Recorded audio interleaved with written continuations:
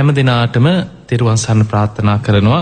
අදත් ඔබ හැම දිනෙකම ඔබේ ජීවිතයට ධර්මය එකතු කරගන්න සූදානම් වෙන සෙනසුරාදා දවස.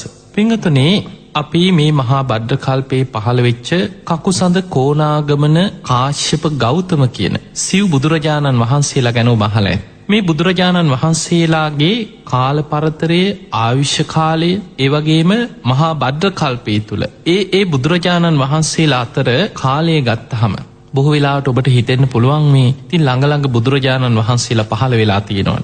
බුදු කෙනෙක් පහළ වීම දුර්ලභයි කියුවට ඉතින් ওই බුදුරජාණන් වහන්සේලා පහළ වෙන්නේ අනාගතේ මෛත්‍රී බුදුරජාණන් වහන්සේත් ළඟදීම පහළ වෙන්නේ. අන්න ඒ වගේ ඔබට හිතෙන්න පුළුවන්.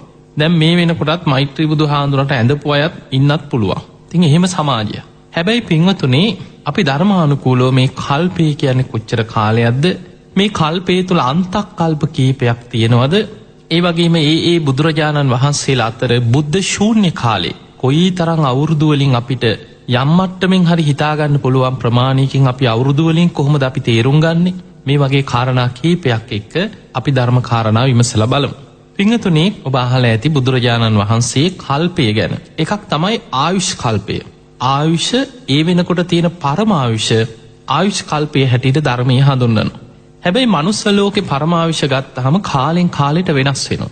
දැන් අපි ජීවත් වෙන්නේ මිනිස්සුන්ගේ පරමායුෂ අවුරුදු 100නුත් පල්ලෙහාට පිරිහිච්ච කාලෙක. ඒ නිසා මෙවැනි කාලෙක ඉන්න කෙනෙකුට අවුරුදු 10 ගණන් මිනිස්සු හිටියා කියලා, අවුරුදු දසදහස් ගණන් ආයුෂ ඇති මිනිස්සු හිටියා කියලා කෙනෙකුට විශ්වාස කරන්න බැරි මට්ටමට අද අපේ ආයුෂ පිරිහිලා නිසා අපිට ඒක හිතා ගන්න බෑ. හැබැයි පින්වතුනි, බුදුරජාණන් වහන්සේගේ බුද්ධ දේශනාවල අපිට නොපෙනෙන අතීතයක් ගැන, අතීත කල්ප ගැන, මේ විශ්වය ගැන, සත්ත්ව ලෝකයන් ගැන, ඒ ලෝක ධාතු ගැන බුදුරජාණන් වහන්සේ පරිපූර්ණ අවබෝධයකින් අපිට පුදුමාකාර විදිහේ කාරණා රැසක් දේශනා කරලා තියෙනවා. ඒ නිසා තමයි උන්වහන්සේට අපි කියන්නේ ලෝක විදූ කියලා. මේ ලෝකයේ ගැන, විශ්වය ගැන පරිපූර්ණ අවබෝධයක් ඇති කරගත්ත කෙනෙක්. ඒ වගේම සියලු සත්ත්ව ලෝකයන්ගෙන් නිදහස් වෙලා නිවන කරා ගිය කෙනෙක්. ඒ නිසා අපි කියනවා ලෝක විදූ කියලා. පින්වතුනි, බුදුරජාණන් වහන්සේ මේ ආයුෂ් කල්පය ගැන පෙන්නලා දෙනවා. කාලයකට මනුස්සයන්ගේ පරමායුෂ වර්ධනය වෙලා අවුරුදු වලින් අසංඛ්‍ය දක්වා පරමායුෂ වැඩෙනවා. ඒක අද අපිට හිතා ගන්නවත් බෑ. අද අපිට එහෙම අත්දැකීමක් නැති යුගයක අපි ජීවත් වෙන්න නිසා. හැබැයි අසංඛ්‍යයට වැඩි වෙච්ච ආයුෂ ටික අඩු වෙලා අන්තිමටම මිනිස්සුන්ගේ පරමායුෂ අවුරුදු 10 දක්වා පිරිහෙන කාලයක් එනවා. සමහර වෙලාවට ඔබට ඒකත් හිතා ගන්න බැරි වෙයි. අවුරුදු 10ට ආයුෂ බහිනවා. ඒ කොහොමද කියලා හිතා ගන්න බැරි වෙයි. හැබැයි අපේ බුදුරජාණන් වහන්සේ පහළ වෙන කාලේ මීට අවුරුදු 2500 ගානකට පෙර එදා මිනිස්සුන්ගේ සාමාන්‍ය ආයු අපේක්ෂාව අවුරුදු 120ක්. හැබැයි ඊට වඩා වැඩිපුර මිනිස්සු ජීවත් වුණා. බක්කුල මහරහතන් වහන්සේ අවුරුදු 160ක් වැඩ හිටියා. ඔබට ඒක කිව්වොත් අද ඒකටම හිතා ගන්න බැරි වෙයි. එහෙම හිතෙන්නත් පුළුවන්. අවුරුදු 160ක්. අනුරුද්ධ මහරහතන් වහන්සේ අවුරුදු 150ක් වැඩ ඉඳලා තියෙනවා. හැබැයි අද අපි මේ ජීවත් වෙන වැඩි කාලයක් නෙමෙයි. මේ විශ්වයේ කාලයත් එක්ක කල්ප විග්‍රහයත් එක්ක ගත්තාම බුදුරජාණන් වහන්සේ පිරිනිවන් පාලා අවුරුදු 2500 ගානක්. එතකොට මේ කාලය තුල මිනිස්යාගේ ජීවත් වීමේ ආයු අපේක්ෂාව අඩු වෙලා අද සාමාන්‍ය ආයුෂ අවුරුදු 70 80 වගේ සාමාන්‍ය ආයුෂක් තියෙනවා. අවුරුදු 90ක් 100ක් වගේ ඉන්න කෙනෙක් ගැන කලාතුරකින් අපිට ඇහුණට අවුරුදු 150 60 ඉන්න අය ගැන අද අපිට ඒක හීනයක්. එහෙම දෙයක් අහන්න ලැබෙන්නේ නැහැ. එතකොට අපිට පේනවා අද ජීවත් වෙන මිනිස්යන්ගේ ආයුෂ අවුරුදු 100නුත් පල්ලෙහාට පිරිහිලා ඉවරයි. එහෙනම් අපි දවසින් දවස ලං වෙන්නේ ආයුෂ පිරිහිලා අර මිනිස්යන්ගේ ආයුෂ අවුරුදු 10 වෙන ඒ පිරිහිච්ච විනාශකාරී අන්තක්කල්ප විනාශ සිද්ධ වෙන තැනටයි අපි මේ ලං වෙමින් යන්නේ.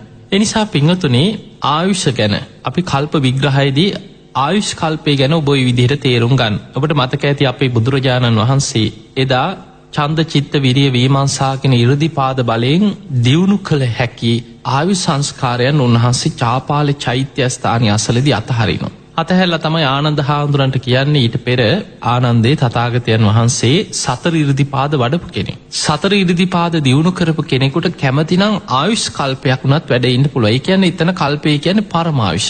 ඊටත් වඩා වැඩිපුර වුණත් කීපයක් වැඩ ඉන්න පුළුවන්. මොකද දැන් අවුරුදු 120 තිබ්බ කාලේ තමයි අවුරුදු 150 60 වැඩ හිටිය රහතන් වහන්සේලා ගැන කතා වෙන්නේ. එතකොට බුදුරජාණන් වහන්සේ ආනන්ද හාමුදුරන්ට සිහිපත් කර ආනන්දේ තථාගතයන් වහන්සේට 이르දි බලයෙන් උන්වහන්සේට කැමතිනම් ආයුෂ් කල්පයක් හෝ තවත් ටිකක් වැඩිපුර වුණත් වැඩ ඉන්න පුළුවන්. හැබැයි එතනදී ආනන්ද හාමුදුරුවන් ආරාධනා කරේ නෑ මාරයා ආනන්ද හාමුදුරුවන්ගේ හිත වසාගත්තා කියනවා. ඒක ආනන්ද හාමුදුරුවන්ට ඒක තේරුම් ගන්න බැරි වෙන විදිහට මාරයා හිත වසාගත්තා. එතකොට අපිට පේනවා මේ මාර බලවේගය කියන එක මොනතරම් බලවත් දෙයක්. ආනන්ද හාමුදුරුව ගැන තියෙන සතිමන්තාන, දුතිමන්තාන යමක් ක්ෂණයෙන් වටහා ගැනීමෙන් අග්‍රයි. ඒ වගේම ආනන්ද හාමුදුරුව ඒ වෙනකොට සෝතාපන්න ඵලයටපත් වෙලා හිටියේ. ආනන්ද හාමුදුරුව ධර්ම භාණ්ඩාගාරී. එවැනි මහා පින්වන්ත කෙනෙක්ගේ හිත මාරයා ඒ වෙලාවේ වසාගත්තා. බුදුරජාණන් වහන්සේ 3 වතාවක් නැවත නැවත සිහිපත් කර ආනන්දේ තථාගතයන් වහන්සේ සතර ඉර්ධිපාද වඩ කෙනෙක්. කැමතිනම් ආයුෂ් කල්පයක් වුණත් වැඩ ඉන්න පුළුවන්. ඊට ටිකක් වැඩිපුර වුණත් වැඩ ඉන්න පුළුවන්. නමුත් ආනන්ද හාමුදුරුවන්ට බැරි වුණා තිට්ඨතු බන්තේ කප්පං ස්වාමීනි භාග්‍යතුන් වහන්සේ කල්පයක් වැඩ ඉන්න සේක්වා. තිට්ඨතු සුගතෝ කප්පං සුගතයන් වහන්සේ කල්පයක් වැඩ ඉන්න සේක්වා කියලා ආරාධනා කරන ආනන්ද හාමුදුරුවන්ට බැරි වුණා එතන. ඒ වෙලේ බුදුරජාණන් වහන්සේ වදාලා ආනන්ද ඔබ දැන් මෙතනින් ඉවත් වෙන්න. බුදුරජාණන් වහන්සේට වන්දනා කරලා ආනන්ද හාමුදුරුවෝ ඉවත් වුණා පමණයි පාපී මාරයා සැනින් පෙනී හිටියා. පෙනී ඉඳලා ආරාධනා කරා ස්වාමීනි ඔබ වහන්සේ දැන් වැඩ හිටිය ඇති. ඔබ වහන්සේගේ ඉලක්කය දැන් සම්පූර්ණයි. දැන් භික්ෂු භික්ෂුණී උපාසක උපාසිකාවන් මේ ලෝකේ බැබලෙනවා. ධර්මයේ ගැන වික්තයි විසරදයි බහුශ්‍රුතයි. ඔබ වහන්සේට මම මීට පෙර පිරිනිවන් පාන ආරාධනා කරද්දී ඔබ ඒ කාරණේ තමයි මතු කරේ. නමුත් ඔබ වහන්සේ දැන් වැඩ හිටිය ඇති පිරිනිවන් පාන්න කියලා ආරාධනා කරද්දී බුදුරජාණන් වහන්සේ මේ මාරයට ඕනෑම නිසා පිරිනිවන් පෑව නෙමෙයි. මාරයා කීප වතාවක්ම බුදුරජාණන් වහන්සේට පිරිනිවන් පාන ආරාධනා කරපු වග දේශනාවල සඳහන් වෙනවා. ඒ හැම වෙලෙම බුදුරජාණන් වහන්සේ සිහිපත් කරේ පාපී මාරය බුදුවරු එහෙම පිරිනිවන් පාන්නේ අවබෝධ කරගත් ධර්මයේ ලෝකෙට දේශනා කරලා භික්ෂු භික්ෂුණී උපාසක උපාසිකා කියන සිව්වණක් පිරිස ලෝකෙ පහළ වෙලා ඒ අය ධර්මයේ ගැන වික්ත විසරද බහුශ්‍රුත ධර්මදරාය බවට පත් වෙලා ධම්මානුධම්ම ප්‍රතිපදාවේදීලා සාමීචි පටිපන්න අනුධම්මචාරී පිරිසක් බවට පත් වෙලා මගේ ශ්‍රාවකයෝ බුද්ධ ශාසනයේ බබලවන්න දක්ෂ වෙනකම් පිරිනිවන් පාන්නේ කියලා. මාරයයි දා චාපාල චෛත්‍යස්ථානයේ අසලදී ওই කාරණේ සිහිපත් කරලා පිරිනිවන් පාන සීක්වා කියලා කියනකොට බුදුරජාණන් වහන්සේ බැලුවා බුදු කෙනෙක් පහළ වෙලා කළ යුතු සම්බුදු කෘත්‍ය ඉටු කරලා අවසానයිද. ඒ වෙනකොට බුදුරජාණන් වහන්සේ විසින් ලෝකයට කළ යුතු ලෝතුරා බුදු කෙනෙක් පහළ වෙලා කළ යුතු සම්බුදු කෘත්‍ය ඉටු කරලා අවසానයි. ඒ නිසා බුදුරජාණන් වහන්සේ වදාලා පාපී මාරේ නුඹ කලබල වෙන්න එපා. තව හරියටම මාස 3ක් අවසන් වෙන වෙසක් පුන් පොහෝ දවසේ තථාගතයන් වහන්සේ පිරිනිවන් පානවා කියලා ආයු සංස්කාර එතනදී අතහැරියා. එතකොට අපිට පේනවා අන්න එතනදී ආයු සංස්කාර ගැන කතා කරද්දී කල්පයක් වුණත් වැඩ ඉන්න පුළුවන් කියන්නේ ඒ කියන්නේ පරමායුෂ. හැබැයි බුදුරජාණන් වහන්සේ කල්ප විග්‍රහයේදී දැන් අපි මේ ඉන්න කල්පේ මහා බද්ද කල්පය කියන මේ කල්පයට අවුරුදු කීයයිද කියලා කවුරු හරි අහුවොත් ඒකට අපිට උත්තරයක් කියාගන්න බෑ. ඒකට තියෙන උපමාව. මොකද දවසක් බුදුරජාණන් වහන්සේගෙන් බමුණෙකුත් ඇවිල්ලා අහනවා ස්වාමීනි භාග්‍යතුන් වහන්සේ කල්පය කියලා නිතර ඇහෙනවා. මේ කල්පය කියන්නේ අවුරුදු වලින් කොච්චරක්ද කියලා. එතකොට බුදුරජාණන් වහන්සේ වදාළ බ්‍රාහ්මණය අවුරුදු වලින් 100යි 1000යි ලක්ෂයයි බින්දු ගානින් කියන්න බැරි තරම් දීර්ඝයි. අපි හිත මෙහෙම දැන් කවුරු හරි ඔබට කිව්වොත් 1.150ක් විතර කියලා. ඕකට කියන්න දෙයක් නැහැනේ. එතකොට ඒක අපිට හිතා ගන්නත් බෑ බින්දු වලින්. ඒ වගේ සමහර අපිට ගණන් හදන්න පුළුවන් සීමාවක් තියෙනවා. දැන් ඔබ අහලා ඇති කෝටිය, කෙල කෝටිය ඔය වගේ දිගට කියාගෙන හැබැයි තව බින්දු ගණන් වැඩි වෙනකොට ඒක අපිට තා ගන්නවත් බෑ අපේ නුවණ. බුදුරජාණන් වහන්සේගෙන් මේ බමුණ අහද්දී උන්වහන්සේ වදාලා උපමාවක් කියන්නම් කියලා තේරුම් ගන්න. ඔන්න උපමාව. මේ උපමාවෙන් ඔබ හිතන්න බුදුරජාණන් වහන්සේ වදාලා යොදුනක් දිග. යොදුනක් කියන්නේ සැතපුම් 16ක්. යොදුනක් පළල යොදුනක් උස විශාල ගල් පර්වතයක් හිතන්න කියලා. ඔබ හිතාගන්නකෝ ඔබ දැකලා තියෙන කොහේ හරි තියෙන විශාල ගල් පර්වතයක් ගැන නිකන් හිතෙන් මවා ගන්න.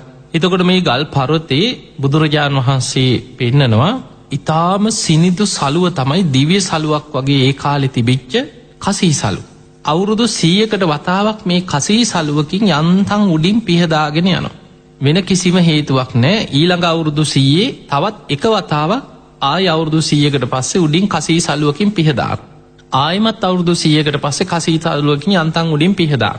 මේ විදිහට අවුරුදු 100කට එක වතාවක් කසී සලුවකින් පිස දැමීම නිසා මේ ගල ගෙවිලා අවසන් වෙන දවසක් එනවද කල්පේ ඊටත් වඩා දීර්ඝයි කියලා හිතන්න කියෝ.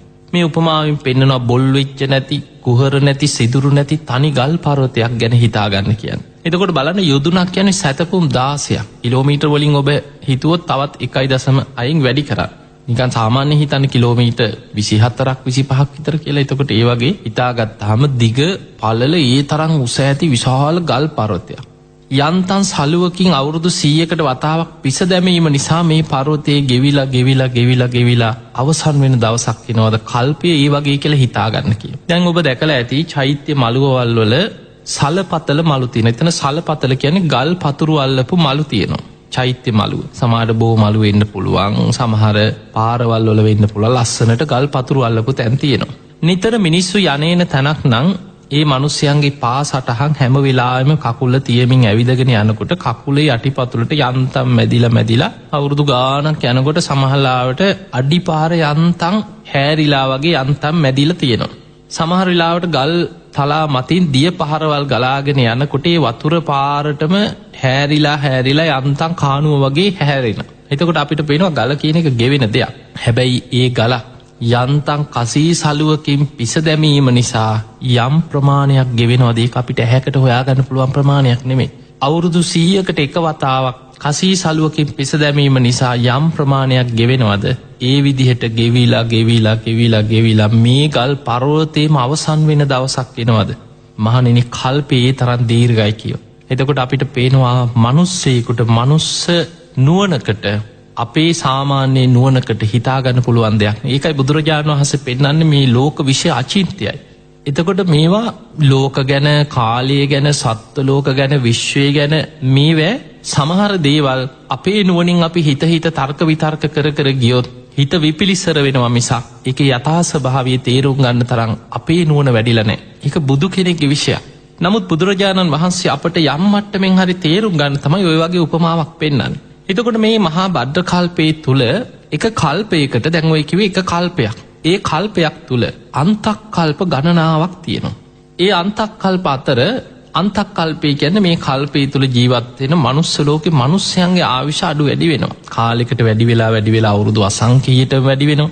ඒ වැඩි වෙච්ච ආයුෂ අඩු වෙලා අවුරුදු 10 දක්වාම අඩු වෙන කාලයක් එනවා. ඒ අවුරුදු 10ට මනුස්ස ආයුෂ අඩු වෙනකොට අසංඛ්‍යයට වැඩි වෙලා ආයමත් අඩු වෙලා අවුරුදු 10 වෙද්දී මනුස්සයන්ගේ කෙලෙස් උස්සන්න වීම තුල රාග, ද්වේෂ, මෝහ උස්සන්න වෙලා එකිනෙකා මරාගෙන එක්ක ස්වභාවික විපත් වලින් එන්න පුළුවන්, එක්ක ආයුධ වලින් එන්න පුළුවන්. ඒ අන්තක්කල්ප වලට අනුව අන්තක්කල්ප විනාශ සිද්ධ වෙනවා. එතනින් හැමෝම මරණයටපත් වෙන්නේ නැහැ. ඊටාම සුළු පිරිසක් ජීවිත බේර ගන්නවා. බොහෝ පිරිසක් ලෝකේ ලේවිලක් බවට පත් වෙලා මනුස්ස විනාශයකින් අවසන් වෙනවා. හැබැයි එතනින් පස්සේ ජීවත් වෙන අර සුළු පිරිස ජීවිත බේර ගන්න අය ආයෙමත් ගුණධර්ම පුරන්න පටන් ගන්නවා. තමන්ගේ මුතුන් මිත්තන්ට වෙච්ච මේ අවාසනාවන්ත ඉරණම සිහි කර ඒ තුල ඔවුන්ගෙන් උපදින දරුවන් ඒ අයගේ දරුවන් ටික ආයුෂ වර්ධනය වේගෙන ගිහිල්ලා ආයෙමත් කාලයක් යනකොට අවුරුදු කෝටි ප්‍රකෝටි බිලියන ගාණක් කියලා නිකන් හිතන්න.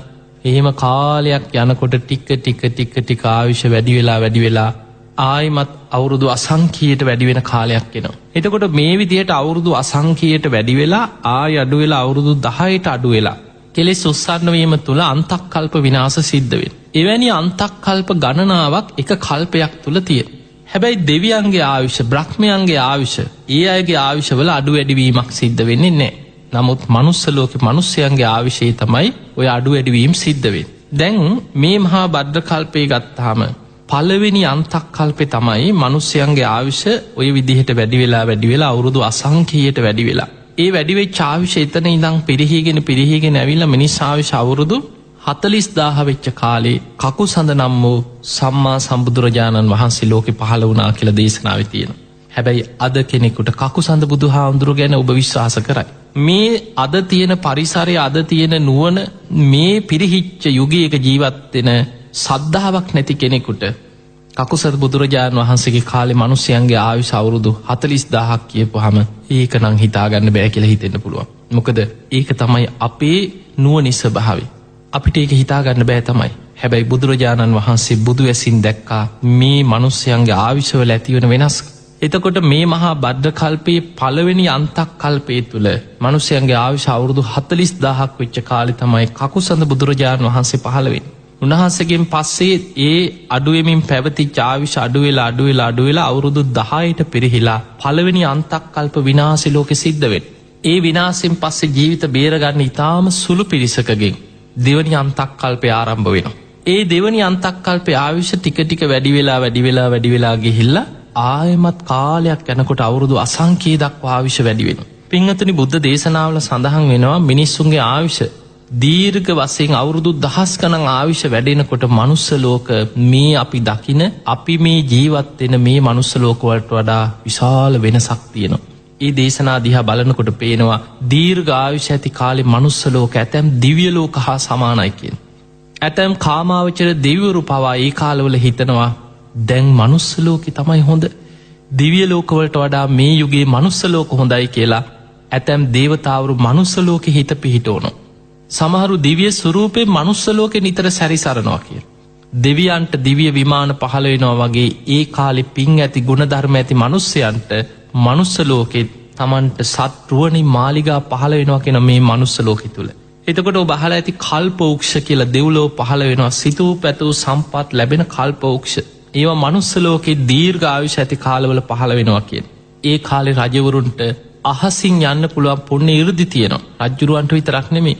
සිවුරංග සේනා පිරිවරාගෙන සක්විති රජවරු අහසින් ලෝකෙ වටේම ගමන් කරමින් මුළු ලෝකෙටම සීලෙන් අනුශාසනා කරනවා කියලා. එතකොට මේ කතා අද නිකන් ඇහෙනකොට නිකන් සුරංගනා කතා වගේ හිතෙන්න පුළුවන්. හැබැයි ඒවා අද අපිට අදාළ නැති වුණාට දීර්ඝ ආයුෂ ඇති අවුරුදු 1000 ගණන් ආයුෂ ඇති කාලවල ස්වභාවයන් තමයි බුදුරජාණන් වහන්සේ පෙන්වන්නේ. හැබැයි අපිට පේනවා එහෙනම් අද අපි මේ ජීවත් වෙන මනුස්ස ලෝකෙට වඩා විශාල වෙනසක් ඒ කාලේ ලෝකෙ තුල තියෙන්නේ නැති. දැන් හිතන්න බුදුරජාණන් වහන්සේ පෙන්වනවා දීර්ඝ ආයුෂ ඇති කාලේ මනුස්ස ලෝක ඔය වගේ දිව්‍ය ලෝක වගේ සැප බහුලයි. හැබැයි මිනිසුන්ගේ ආයුෂ පිරිහිලා කෙලෙස් ඇවිස්සීම තුල අකුසල් බලවත් වීම තුල ආයුෂ පිරිහිලා අවුරුදු 100න් පහළට ආයුෂ පිරිහෙනවා කියන්නේ විකෘති රාගයේ විෂම ලෝභයේ මිත්‍යා ධර්මයේ බලවත් වෙනවා කියන්නේ.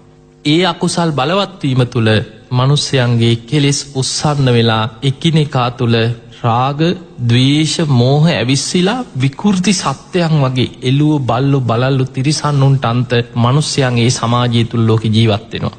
ඒ කෙලෙස් උස්සන්න වීම තුලම මිනිස් ආයුෂ අවුරුදු 100 ඉඳන් 10 දක්වා වේගෙන් පිරිහීගෙන ඇවිල්ලා අවුරුදු 10 වෙනකොට එකිනෙකා මරාගෙන ලෝකෙ ලේවිලක් වෙන කාලයක් එක්ක ස්වභාවික විපත් වලින් එක් වෙනත් විපතකින් ගින්නෙන් ජලයෙන් එක්ක සුළඟෙන් එහෙම නැත්නම් අවියාවිද වලින් විනාශ කරගෙන අන්තක්කල්ප විනාශ සිද්ධ වෙනවා. එතකොට පින්වතුනි පළවෙනි අන්තක්කල්ප විනාශයෙන් පස්සේ මේ මහා බද්ධ කල්පයේ දෙවනි අන්තක්කල්පය අර ඉතුරු වෙච්ච අයගෙන් ටික ටික ආයුෂ වැඩි වෙලා ආයමත් අවුරුදු අසංඛ්‍යයට වැඩි වෙනවා. ඒ වැඩි වෙච්ච ආයුෂ එතන ඉඳන් ආයමත් ටික පිරිහීගෙන පහළට ඇවිල්ලා මිනිසුන්ගේ ආයුෂ අවුරුදු 30000ක් වෙච්ච කාලේ තමයි කෝණාගමන කියන බුදුරජාණන් වහන්සේ පහළ වෙන්නේ. කෝණාගමන බුදුරජාණන් වහන්සේ පහළ වෙනකොට මිනිස්යන්ගේ ආයුෂ අවුරුදු 30000. ඊළඟට ඒ 30000 ආයුෂත් අඩු වෙලා අවුරුදු 10ට අඩු වෙලා දෙවනි අන්තක්කල්ප විනාශ වෙනවා. ඒ දෙවනි අන්තක්කල්ප විනාශයෙන් පස්සේ ඉතුරු වෙන ටික දෙනාගෙන් ආරම්භ වෙනවා තුන්වෙනි අන්තක්කල්ප. මේ මහා බද්ධ කල්පයේම තුන්වෙනි අන්තක්කල්පෙත් අර වගේම ඉතුරු වෙන අය තමන්ගේ පෙර මුතුන් මිත්තන්ගේ දුස්සීලකම් ඔවුන්ගේ විනාශයට හේතු වෙච්ච කාරණා ගැන ටික විමසලා අපිවත් ගුණධර්ම පුරමු කියලා ටිකෙන් ටික සීල් ගුණ දහම් රැකීම තුල ඔවුන්ගෙන් උපදින දරුවන්ට ඊළඟට ඒ අයගේ දරුවන්ට ටික ආයුෂ වැඩි වෙලා ආයමත් අවුරුදු අසංඛ්‍යය දක්වාම ආයුෂ වැඩි වෙන කාලයක් එනවා. එහෙම වැඩි වෙච්ච ආයුෂ එතන ඉඳන් ආයමත් පිරිහිලා මිනිස්සුන්ගේ ආයුෂ අවුරුදු 20000 වෙනකොට මේ මහා බද්ධ කල්පයේ තුන්වෙනි අන්තක්කල්පේ මිනිස් ආයුෂ අවුරුදු 20000 වෙච්ච කාලේ තමයි කාශ්‍යප බුදුරජාණන් වහන්සේ පහළ වෙලා තියෙන්නේ. දැන් බලන්න මේ මහා බද්ධ කල්පයේ පළවෙනි අන්තක්කල්පේ මිනිස්යන්ගේ ආයුෂ අවුරුදු 40000 වෙච්ච කාලේ කකුසඳ බුදුහාඳුරු පහළ වුණා. මේ මහා බද්ධ කල්පයේ දෙවනි අන්තක්කල්පේ මිනිස්යන්ගේ ආයුෂ අවුරුදු 30000 වෙච්ච කාලේ කෝණාගමන බුදුහාඳුරු පහළ වුණා. මේ මහා බද්ධ කල්පයේම තුන්වෙනි අන්තක්කල්පේ මිනිස්යන්ගේ ආයුෂ අවුරුදු 20000 වෙච්ච කාලේ කාශ්‍යප බුදුරජාණන් වහන්සේ පහළ වුණා. එතකොට ඒ අතර විශාල අන්තක්කල්පයක මේ අතර පරතර ඉතුරු අන්තක්කල්ප දෙක අතර බුදුවරු පහළ වුණත් ඒ අතර තියෙන්නේ අවුරුදුවලින් කීව නොහැකි තරං බුද්ධ ශූන්‍ය කාලයක් පවතින. අපිට අවුරුදුවලින් ලක්ෂයයි කෝටියයි ඔය වගේ ඉලක්කමකින් කියාගන්න බැරි තරම් දීර්ඝ කාලයක් තුළ බුද්ධ ශූන්‍ය කාලයක් ගෙවිල තමයි අන්තක්කල්ප දෙකක් අතර ඊළඟ බුදු කෙනෙක් ආයි පහළවෙන්. දැන් කාශ්‍යප බුදුරජාණන් වහන්සේ ගැන ඔබ හිතන් කාශ්‍යප බුදුරජාණන් වහන්සේ අපේ බුදුරජාණන් වහන්සේට කලින් පහළ වුණ. මේ මහා බද්්‍ර කල්පේ තුන්ගනි බුදුරජාණන් වහන්සේ හැටියටයි කාශ්‍යප බුදුරජාණන් වහන්සේ පහළවෙන්. හැබැයි උන්වහන්සේගේ පිරිනිවන් පෑමෙන් පසුව ඒ වෙනකොට මනුස්්‍යයන්ගේ ආවිශ අවුරුදු 20000 අවුරුදු ගානක් යනකොට දහස් ගානක් යද්දී ඒ බුද්ධ ශාසනයත් පිරිහිලා අවසන් වෙනවා. ඒ බුද්ධ ශාසනය අවසානයෙන් පස්සේ තියෙන බුද්ධ ශූන්‍ය කාලයක්. ඒ බුද්ධ ශූන්‍ය කාලයේ පවතිනවා මිනිස් ආවිශ අවුරුදු 20000 ඉඳන් පිරිහිලා අවුරුදු 10ට පිරිහිලා. තුන්වෙනි අන්තක්කල්ප විනාශයත් වෙලා. එතකොට ඒ වෙනකොට ලෝකේ ධර්මයක් නැති කාලයක්. ඒ අයගෙන් ඉතුරු වෙන අයගෙන් හතරවෙනි අන්තක්කල්පය ආරම්භ වෙන. මේ හතරවෙනි අන්තක්කල්පය තුළ ටික මනුස්්‍යයන්ගේ ආවිශ ආයමත් ගුණධර්ම පිරීම නිසා ඒ වෙනකොට ධර්මයක් නිවන් මගක් ලෝකෙ කතා වෙන්නේ. ඔවුන් තමන්ගේ ඥාතීන්ට වෙච්ච විපත් ගැන හිතලා ටික සංහුරවීම තුළ ආවිශ වැඩිවෙන්. එතකොට ඒ විදිහට මිනිස් ආවිශාර ඉතුරුවෙන අයගෙන් වැඩිවෙලා අවුරුදු අසංකේයටම ආවිශ වැඩිවෙන. හැබැයි ඒ කාලෙත් ලෝකෙ ධර්මී තියෙන කාලයක් නෙමේ. එහෙම වැඩිවෙච් ආවිශ ටික පිරිහිලා අඩුවෙලා මිනිස්සුන්ගේ ආවිශ අවුරුදු 120 වගේ වෙච්ච කාලෙ තමයි මේ මහා බද්්‍ර කල්පේ හතරවෙනි අන්තක්කල්පය තුළ ගෞතම නම් අපි සරණගේ අපේ බුදුරජාණන් වහන්සේ පහළවෙන්. එතකොට හිතන්න මේ අතර කාල පරතරයේ අවුරුදුවලින් ගණනය කරොත් මොන තරම් දීර්ඝ කාලයක් බුද්ධ ශූන්‍යව තියෙනවද බුදුවරු දෙනමක් අතර. ඒ නිසා මේ යුගයේ තුළ අපිට බුද්ධ ශාසනයක් මුණ ගැහුණා. හැබැයි මිනිස්සුන්ගේ ආවිශ අවුරුදු 100නුත් පල්ලෙහාට පිරිහිච්ච කාලෙක්. දැන් අපි ඉන්නේ කෙලෙස් බලවත් වෙච්ච ලෝකයක් තුළ. විකෘති සත්තු වගේ මිනිස්සු ජීවත් වෙන කාලයක් තුළ අපි මනුස්ස ලෝකේ ඉන්නේ. ඒ නිසා මේ යුගයේ තුළ අපි බොහොම වාසනාවන්තයි. කෙලින්ම අපායට යන්න තරම් රාග ද්වේෂ මෝහ බලවත් කරගත්ත විකෘති සත්තු වගේ මිනිස්සු ජීවත් වෙන ලෝකෙක වුණත් අපිට පෙර පිනක් තිබුණා බුද්ධ ශාසනයක් මුණ ගැහෙන්. ඒකට ධර්මය කියන් පුබ්බේච කත පුඤ්ඤතා පතිරූපදේශ වාසෝච පුබ්බේච කත පුඤ්ඤතා අත්ත සම්මා පනීදීච ඒතම් මංගල මුත්තමන් කියන. එතකොට අපිට පෙර පිනක් තිබ්බ නිසා තමයි අපි සුදුසු ප්‍රදේශයක ඉපදුනේ. කල්යාණ මිත්‍ර සේවනය ඇති සත්පුරුෂ ආශ්‍රය ඇති පින් කරන්න පුළුවන් ගුණධර්ම පුරන්න පුළුවන් බණහන්න පුළුවන් ගමක රටක පළාතක අපි ඉපදුනා. තමාව දමනය කරගෙන ධර්මය තුළ හික්මෙන්න්න පුළුවන්කම අද අපිට තියෙනවා. ඇයි අපිට සද්ධර්මශ්‍රවනය ලැබෙනවා. කල්යාණ මිත්‍ර සේවනයේ තාම අපිට තියෙනවා. හැබැයි ධම්මානු ධම්ම ප්‍රතිපදාවේ ජීවත්වීමේ අපහසුතාවයක් තියෙනවා. මොකද කෙලෙස් වැඩි. සිල් රකින්න හිතුවට සිල්ටික රැකගන්න බෑ. බණටික අහලා හිතනවා ශෝක් බණටික කොහොමහරි මේක ඉතින් අනුගමනය කරගන්න තියෙනවන කියන දේ නම් ඇත්ත. ඒ වුණාට ඉතින් කියලා ආයිමත් කෙලෙස් වලට හිත වැටෙනවා. එතකොට අපිට පේනවා මනුස්්‍යයන්ගේ හිත කෙලෙස්වලින් බලවත් වෙච්ච කාලික ධර්මයට නැබුරු කරනවා කියන්නේ අමාරුයි. හැබැයි අමාරුවෙන් හරි ඔබ මේ දේ කරගත්තොත් ඔබ ජයගන්න. ඒකයි බුදුරජාණන් වහන්සේ පෙන්නන්නේ කොච්චර අමාරුණත් මොන තරං කෙලෙස්වලින් පීඩාවල් ලැබුණත් තම මේ ලැබිච්ච උතුම් මොහොතනං අතහැර ගණ්ඩ පාකින. කනෝ වෝමා උපච්චකා මේ ලැබවා උතුම් මොහොත ධර්මය අවබෝධ කරන්න ලැබිලතින උතුම් අවස්ථාව අතහැර ගන්න එපා. කනා තීතාහි සෝචන්ති නිරයම්පි සමප්පිතා. මේ උතුම් මොහොත අතහැරගත් අය බොහෝ දෙනෙක් අපායවල් වල වැටිලා දුක්වෙනවා සෝක කරනවා හෝ අපිට වෙච්චදේ. අපිට මෙච්චර ධර්මය අල්ලන්න අවස්ථාව ලැබිලත් අපි කරගත්ති නෑ නේද. අයෝ අපි අකුසල් කරගත්තා කියලා ආපස්සට හිත පසු තැවෙත්. ඒ නිසා ජීවිතේ පසු තැවෙන්න ඉඩ තියාගන්න එපා. ඔබ මේ ලැබිච්ච උතුම් මොහොත අත් නොහැර ධර්මය අවබෝධ කරන්න විශාල උත්සාහයක් වීරියක් ගන්න. පිංගතුනී බුදුරජාණන් වහන්සේ අපට පෙන්නනවා සමහරයි ඉන්නවා දුක්ඛා පටිපදා. ඒ අයට කෙලෙස්වලින් පීඩාව වැඩි නිසා මන භාවනා කරන්න ගියාම නිවන් දකින්න ගියාම ඔහුට තියෙන්නේ දුක් සහිත ගමන. කොච්චර භාවනා කරත් හිත එකඟ වෙන්නේ නැහැ. කෙලෙස් වලටම හිත දුවනවා. කෙලෙස් වලින් පීඩාව වැඩි. මේ නිතර තරහ යනවා, ද්වේෂය ඇති වෙනවා. ඊළඟ රාග සහිත සිතුවිලි වලින් නිතර තමන් පීඩාවට පත් කරනවා. හැම වෙලාවෙම අනුවණකම මෝහය මුලාවට පත් වෙනවා. ඒ තුල තමන් මොනතරම් කෙලෙස් වලින් පීඩාව ලැබුවත් බුදුරජාණන් වහන්සේ පෙන්නනවා හිස ගිනිගත් කෙනෙක් ගින්න නිවන්න මහන්සි වෙනවා වගේ. ආයුධයකින් පහරක් ආපු කෙනෙක් තුවාලයක් සනීප කරන්න වෙහෙසෙනවා වගේ ධර්මය අවබෝධ කරන්න මහන්සි ගන්න. අඬ අඬා හරි කමක් නැහැ. නිවන් අවබෝධයට වීරිය වඩන්න. ඒ නිසා තමන්ට දුෂ්කර ප්‍රතිපදාවක් තුල වුණත් වීරිය වඩාගෙන යන කෙනෙකුට ධර්ම අවබෝධය කරා යා ගන්න පුළුවන්. ඔබ අහලා ඇති සෝන හාමුදුරුවෝ ගැන. මේ බුද්ධ ශාසනයේ ආරම්භක වීරිය ඇති භික්ෂූන් වහන්සේලා අතර උන්වහන්සේට අග්‍රස්ථානයක් පවා බුදුරජාණන් වහන්සේ පිරිනමනවා. ඒකට හේතුව මේ සෝන කියන්නේ බොහොම රජ පවුලක සැපට හැදිච්ච රාජකුමාරයෙක්. හැබැයි ඒ රජ සැප රන් මිරි වැඩි සංගලවල් රන් භාජන ඒ තිබ්බ වටිනා සලුපිලි දිව්‍යාංගනා වගේ කුමාරිකාවරු මාලිගාවන් සැප සම්පත් ඔක්කොම අතහැරලා ඒ සියල්ල අතහැරලා නිවන් අවබෝධ කරන්න හිතාගෙන පැවිදි වුණා. පැවිදි වෙලා පාත්‍රයක් සිවුරක් ඇතුව බුදුරජාණන් වහන්සේ ළඟ පැවිදි වුණා විතරක් නෙමෙයි සෝන හාමුදුරුවෝ කල්පනා කරා මම ඉක්මනින්ම නිවන් දකිනවා. මම මොනතරම් සැප සම්පත් තිබිලා අතහැරපු කෙනෙක්ද? මම කොහොම හරි වීරිය වඩනවා. මේ ලැබිච්ච උතුම් අවස්ථාවෙන් මම ධර්මාවබෝධයට වීරිය වඩනවා කියලා බුදුරජාණන් වහන්සේගෙන් උපදෙස් ටිකකුත් අරගෙන කැලේට ගියා භාවනා කරන්න. උන්වහන්සේ බොහොම ප්‍රිය කරා හුදකලා කැලෑවල වනාන්තරවලම භාවනා කරන්න.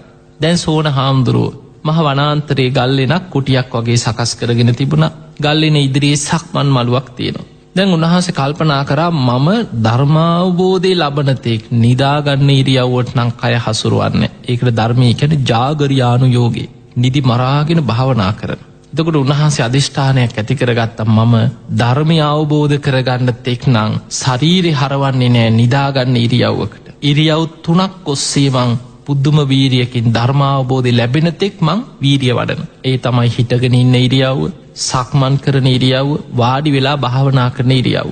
නිදාගන්න ඉරියව්වට යොමු වෙන්නෙම නැහැ. නිදිමත එනකොට ආයි නැගිටලා සක්මන් කරනවා. ආයි හිටගෙන භාවනා කරනවා, වාඩි වෙනවා. එතකොට මේ විදිහට පුදුම වීරියකින් භාවනා කරා. හැබැයි පින්වතුනි අද වගේ කාලයක් නෙමෙයි.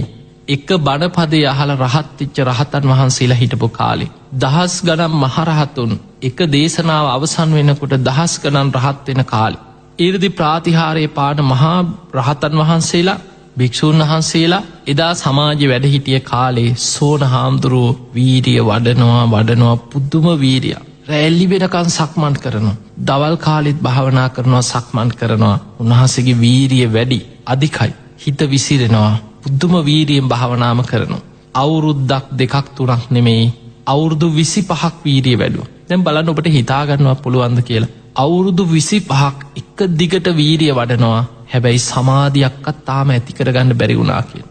උන්වහන්සේගේ හිත කලබලයි. කොහොම හරි මම මේක කරගන්නවා. කොහොම හරි කරගන්නවා කියලා පුදුම වීරියෙන් භාවනා කරනවා. අවසානයේ සක්මන් කරලා යටිපතුල් පිපුරුවා කියන.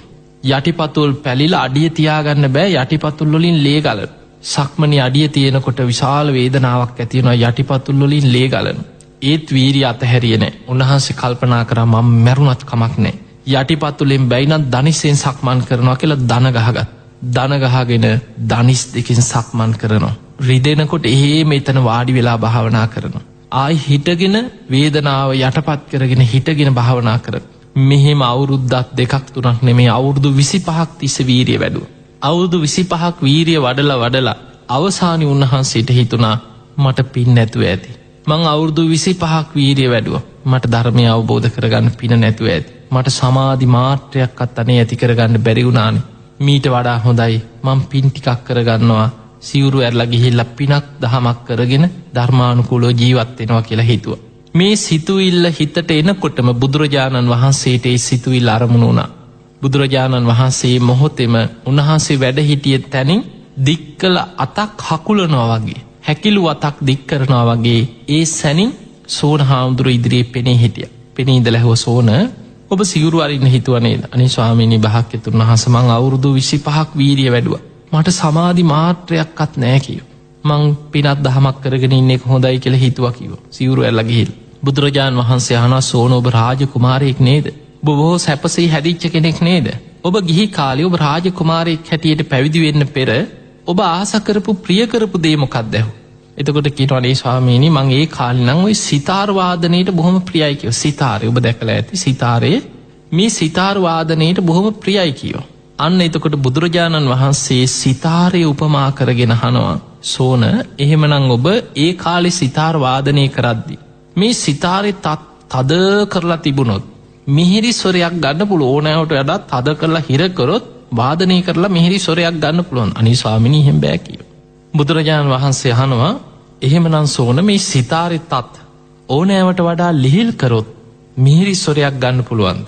ස්වාමිනී භාග්‍යතුන් වහන්සේ සිතාරේ තත් ඕනෑවට වඩා ලිහිල් කරොත් නම් ඒත් මිහිරි ස්වරයක් ගන්න බෑ කියෝ.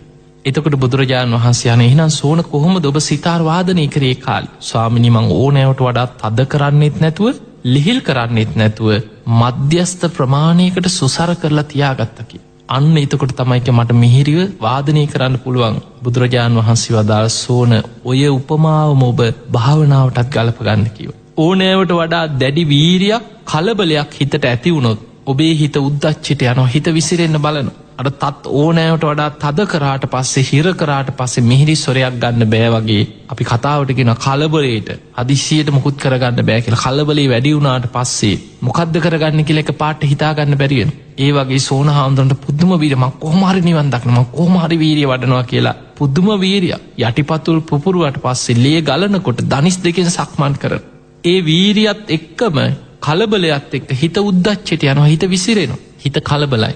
හැබැයි වීරි අඩු වුණාට පස්සේ වෙන්නේ බුදුරජාණන් වහන්සේ වදාළ සෝන ඕනෑවට වඩා වීරි අඩු වුණොත් හිත කුසීතකමට කම්මැලිකමට නිදිමතට බර වෙනවා. දැන් අර සිතාරි තත් ඕනෑවට වඩා ලිහිල් වුණාට පස්සේ ඒත් වාදනය කරගන්න බෑ. අන්න ඒ වගේ තද කරත් ඕනෑවට වඩා ලිහිල් කරත් ඔබට වාදනය කරන්න බෑ. ඔබ මධ්‍යස්ථ ප්‍රමාණයකට තියාගෙන සිතාර වාදනය කරා නම් ඔබේ වීරියත් භාවනාවට ඔබ දැඩි වීරියකුත් නැතුව අඩු වීරියකුත් නැතුව ඔබට භාවනාවට අවශ්‍ය ප්‍රමාණි වීරියක් ඔබ පවත්ව ගන්න කියෝ. ඒ වෙලාවේ බුදුරජාණන් වහන්සේගෙන් ඔය උපදෙස ලැබුණා.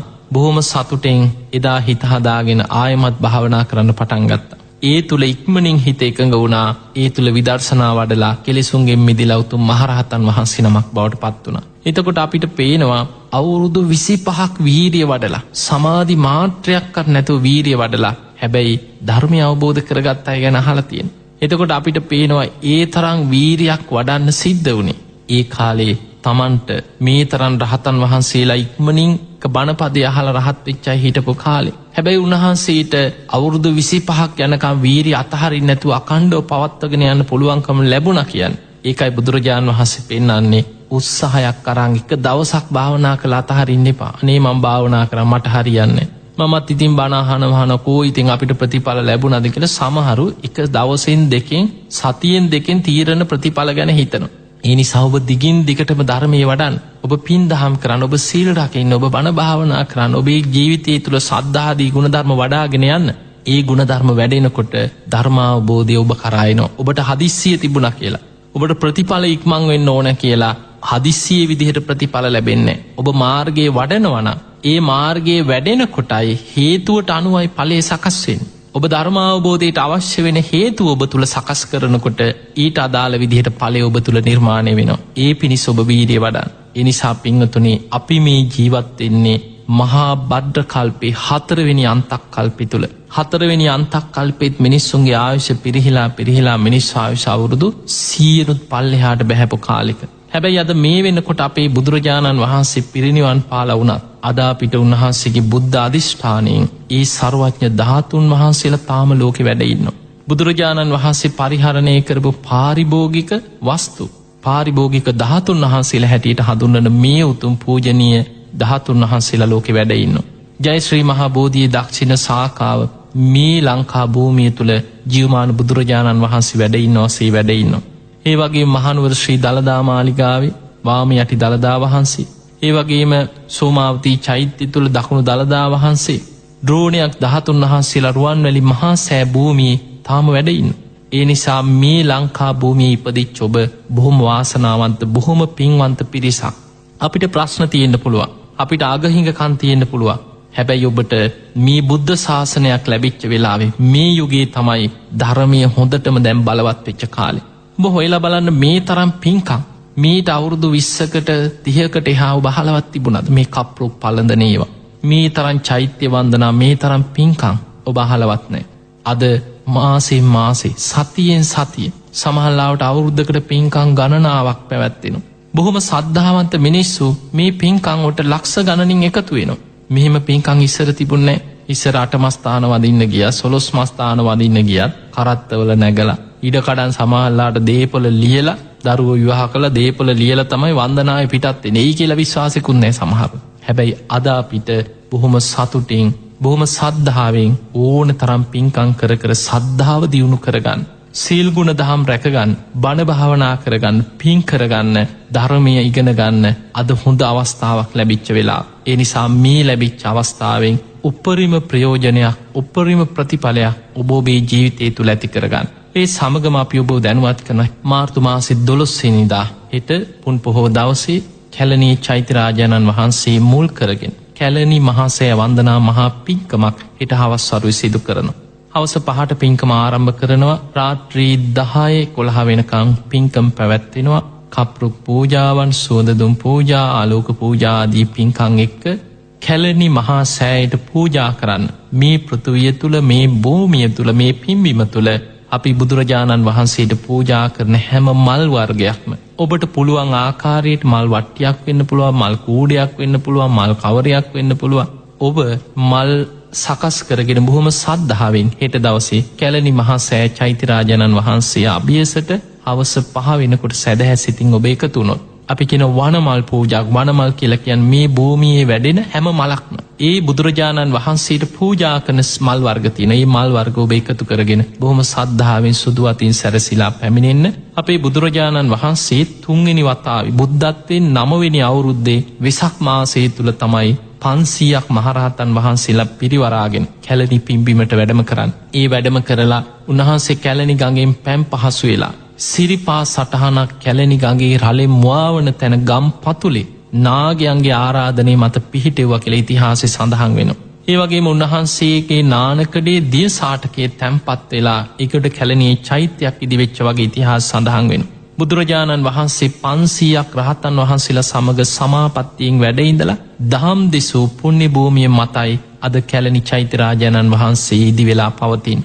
ඒ පිම්බිමේ බුදුරජාණන් වහන්සේ වැඩ සිටිය ඒ මිනි පළඟ තැන්පත් කරලා ඉදි කරපු කැලණි චෛත්‍යරාජානන් වහන්සේ කියන්නේ අපිට බුදුරජාණන් වහන්සේ වැඩ සිටිය 500ක් රහතන් වහන්සේලා සමාපත්තියෙන් වැඩ සිටිය දහම් දෙසපු දන් වළඳපු ඒ උතුම් පුණ්‍ය භූමිය අද අපිට ජීවමාන බුදුරජාණන් වහන්සේ වැඩ සිටියේ පිම්බිම කියන්නේ පූජනීය මහා සෑය. ඒ නිසා මේ පුණ්‍ය භූමිය තුල හිතේ සද්ධාව ඇති වෙන ආකාරයට බණහන් කැලණියේ පිම්බිමේ තියෙන පූජනීයත්වයේ වටිනාකම ගැන හිතේ අප්‍රමාණ සද්ධාාවක් ඇති කරගන්න හෙට හවස 5 වෙනකොට කැලණි චෛත්‍යරාජානන් වහන්සේ අභියසට අපි ඔබට ආරාධනා කරනවා. ඉතින් එහෙමනම් ඔබ හැම දිනාටම සද්ධාදී ගුණ ධර්ම දියුණු කරගෙන උතුම් වූ ධර්මයම අවබෝධ කරගන්න වාසනාවම ලැබේවා කියලා අපි ඔබට ආශිර්වාද ප්‍රාර්ථනා කරනවා.